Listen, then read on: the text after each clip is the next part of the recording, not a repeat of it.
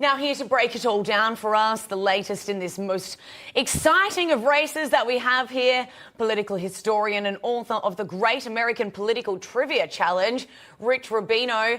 And also joining us is GOP strategist and executive vice president of the Commonwealth Foundation, Jennifer Stefano. Thank you both for joining us. Rich, you first. Besides the poll that Michael mentioned, this other one from Heart NBC shows that more voters prefer Trump over Biden when it comes to issues like the border, economy and crime. Now, he also seems to be making real inroads with minority voters and independents. So what's your take on these numbers here? The others are really expected, but the economy is really, I think, what can potentially be his battleground. Usually, the problem with the economy, and it is true that unemployment is going down, inflation is gradually going down. You can say unemployment, how much of that is because of post-COVID jobs, how much is public sector versus private sector. But the fact of the matter is the macro numbers are improving. The problem is the American people are not feeling it. So his job, and which he's failed to do so far from a public relations standpoint, is to barnstorm the country, go to swing states, and tell the voters this is essentially where the economy is right now. But again, if people are not feeling it, then he could have a problem like George H.W. Bush had in 1992, when the economy was gradually recovering, but the American people did not feel it. And I think that's really his problem. The border, I don't know what he necessarily does.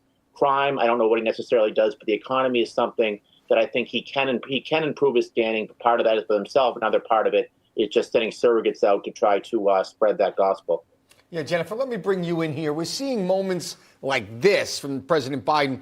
I mean, it's almost every day now. Take a listen. When we pushed all these programs, I said, I'm going to be a president for everybody, whether you live in a red state or a green state. I know it drives some of you crazy. Let me tell you something. Some of you have commented. I wear, since the day he died, every single day, the rosary he got from Our Lady of...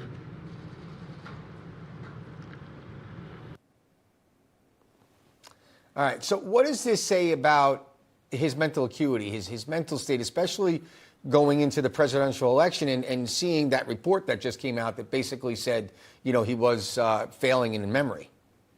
Right. And this is where President Trump nailed it, and how American democracy works, that question is going to be answered at the ballot box. I think Americans aren't feeling great about the United States. And I think all the improved economic numbers don't matter as much as how Americans view not only their own future, but the future of the country. Americans are we're patriotic people. We believe in the United States, despite what the left wing wants to tell you. So I think part of President Biden's problem certainly is that his own Department of Justice came out and questioned his mental acuity, and also that he is unable to articulate a vision for the United States, that he's unable to go out and tell people that why and how things are getting better and ways that they can contribute to society. And he has a left-wing problem in the Democratic Party that is all about tearing down the country. And I think that is being reflected in people just not jumping on these poll numbers, these good economic poll numbers.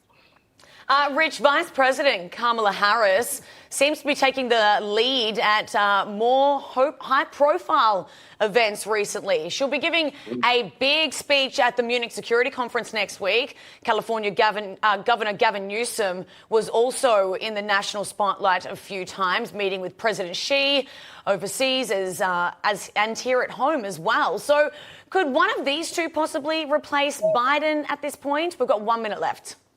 Yeah, theoretically, but I don't think they'd be the strongest on the ticket. I think the strongest is probably Governor Roy Cooper of North Carolina. Like Bill Clinton and Jimmy Carter, they've been elected in southern states, very conservative states. It's very hard for Republicans to make the case that somebody who gets elected in such a conservative state with the southern accent, who's worked with across the aisle, is somehow a far-out liberal. So I think he'd be a lot more electable in a general election than two people from California who can immediately be portrayed as coastal elites. Jennifer, wrap it up, 20 seconds. What do you think? I think that people are really not feeling good about the outlook on the United States, and they're going to put that squarely on President Biden. But President Trump has a lot to do, because even in the Republican Party, there are serious questions about him and his ability to be presidential and lead us in a positive direction. Outstanding. Rich Rubino, Jennifer Stefano, thank you very much. We appreciate your insight. You're spot on. Thank you very much. Thank you.